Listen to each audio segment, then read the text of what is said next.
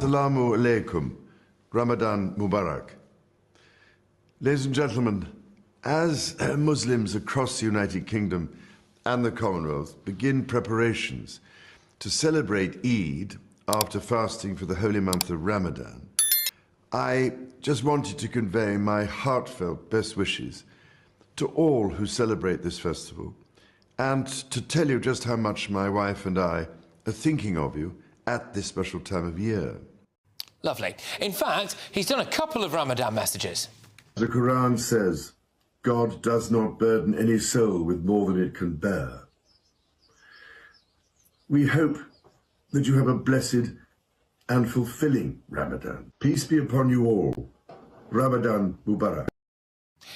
He's done all sorts for Ramadan, actually, now I think about it. Packing boxes of dates for Muslim NHS staff. Okay. Sorry, I didn't realise the king would be so fast. You are packing dates faster. But despite that, there will be no Christian message. The crown that sits upon the British monarch is not just a heavy piece of gold and velvet, it is the ultimate symbol of the Church of England. For centuries, the monarch has held the solemn title of Defender of the Faith, a vow to protect and preserve the Christian foundations of the realm. Yet if you look closely at the modern landscape of the House of Windsor, something fundamental is shifting. We are witnessing a quiet, deliberate, and deeply controversial transformation in how the royal family interacts with religion. It is a slow pivot from centuries of staunch Christian defense toward a broader, more accommodating embrace of Islam. To understand where the nation is heading, we must look at how the throne itself is changing its oldest loyalties. Before we explore how these decisions are echoing through the palace walls, welcome to Britain Underneath, your premier destination for the real stories shaping our nation's identity. If you value deep, mature analysis of the forces moving our country forward, please take a moment to subscribe to the channel right now. Your support is what allows us to keep bringing you these critical insights. Now, let's unpack the reality of this royal shift. Let's cross now to London. Joining us is former Reform UK candidate Myuran Senthilnathan. Myuran, great to see you as always. Wow, so many things happening in London at the moment. You've got some idiot climbing up Big Ben or Westminster Palace waving a Palestinian flag. There we go, we can see him up there now. We've got all sorts of something which disturbed me, I have to say, incredibly, which was the way King Charles seems to be pandering to the Muslim community above all others. Myuran, how fractured is British society at the moment between, I guess, the Muslim community and the non-Muslim community? Yeah, well, good to be with you. But you brought up King Charles, and it's interesting. It highlights a really important thing that's going on between Islam and Christianity. The monarch is traditionally the defender of the faith, and that faith is Christianity. Yeah. But King Charles kind of evolved that statement, that term, to defenders of the faiths, plural, meaning all faiths. But I think he doesn't really understand the theology. I mean, Islam believes that Christ is merely a prophet and not a divine incarnation. And to think of Christ as a divine incarnation, which is the centerpiece of Christianity, is blasphemy. And unless you're a liberal Muslim, quite an open-minded Muslim, for most Muslims, it's a blasphemy. So I don't think King Charles understands the theological confrontation and conflict between Christianity and Islam. And I think what's happened is Islam and Christianity, religion in general, has been racialized. And what I mean by that is Islam is seen by the liberal elite in particular as being the religion of brown people. And Christianity in return is seen as the religion of white people. Now, we all know that religion, the left doesn't really have principles. What they have is a hierarchy of minorities. And at the top of that hierarchy is the brown man. And so therefore, Islam, what we're seeing is Islam being getting special privileges and Christianity effectively being sidelined. And that's what we saw with King Charles. We saw him packing dates for the iftar celebrations for ending Ramadan. We saw him having a prayer session at Windsor Castle. But at the same time, not a single mention about Ash Wednesday, about Lent, about Christianity in general. We have Keir Starmer, our Prime Minister, who addresses a whole Muslim congregation saying that this Ramadan time is particularly difficult for you because of what's going on in Gaza. But at the same time, not mentioning anything about Christianity or indeed the slaughter of Christians across the world. And so there is a two-tier religious system that seems to be going on. And it's quite sad to see that Christianity and the Church of England, which should be really the kind of strength and the backbone of a nation, is actually being sidelined and almost brushed under the carpet because it's fashionable, its diversity is our strength to promote Islam and Muslims in general. The change did not happen overnight, but its trajectory became unmistakable with the ascension of King Charles III. Long before he took the throne, the then Prince of Wales raised eyebrows by suggesting he would prefer to be known as the defender of faith in general, rather than the Christian faith specifically. While his official coronation oath maintained the historic wording, his subsequent actions and declarations have painted a very different picture. In official capacities, the language has subtly evolved to frame the monarch as a protector of the space for faith, explicitly elevating other religions to the same level of royal stewardship historically reserved for the established church. For many traditionalists, this felt less like an evolution of modern inclusivity and more like a retreat from the very faith the monarchy is constitutionally bound to uphold. This diplomatic embrace goes far beyond mere symbolic gestures at multi-faith Commonwealth events. The king has historically demonstrated a profound and public fascination with Islamic theology, architecture, and culture. He has studied Arabic, frequently praised Islamic environmental principles, and built deep relationships with Islamic scholars.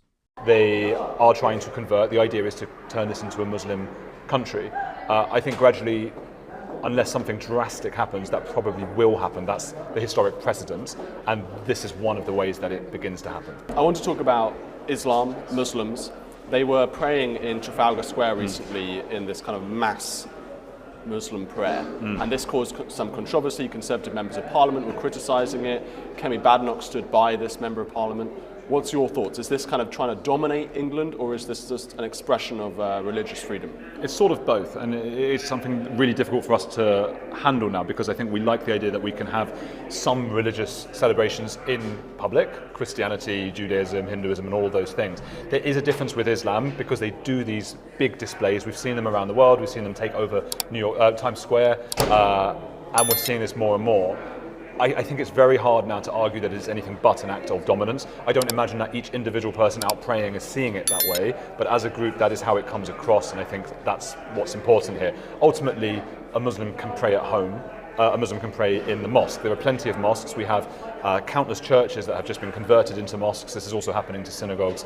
I don't see the need to do this publicly, except for the fact, and this is just true, that Islam is a proselytizing religion. They are evangelizing. That is just a fact. It is in the open. Nobody's got any qualms. They don't make any qualms about this. They are trying to convert. The idea is to turn this into a Muslim country. I think gradually, unless something drastic happens, that probably will happen. That's the historic precedent, and this is one of the ways that it begins to happen. You think Britain will become a Muslim country? I think Britain is going to become a Muslim country, yes, probably. And we'll do what we can to stop that happening. And what I say to people, I know it sounds conspiratorial, I get that, and I don't want it to. I don't want to be that guy being conspiratorial. I don't want Muslims to also feel like they're under threat. I mean, Muslim people I know, such as Layla Cunningham, and there are so many who want to be part of this country, and absolutely fine, like who cares, like great, absolutely wonderful. What I would say to those people who think that I'm being conspiratorial or over the top, I would say, if Islam was taking over this country, what would it look like? How would it look different? Would it look like grooming gangs on mass scale with police unable to do anything? Would it look like mass demonstrations on the street? Would it look like Muslim politicians more and more? Would it look like Lebanon, Iran, Afghanistan, and several other countries in the Middle East where this happened in recent times? And I think it is on all of those levels. So whether it will happen or might happen, this is pretty damn serious, and I don't think that our leaders are taking it seriously enough, and so we have to keep telling them, unfortunately, and unfortunately it's going to make us incredibly unpopular in so doing, but so be it. They're only like 6% of the population if you look at the census data. Maybe it's more than that because that was in 2021. Yeah.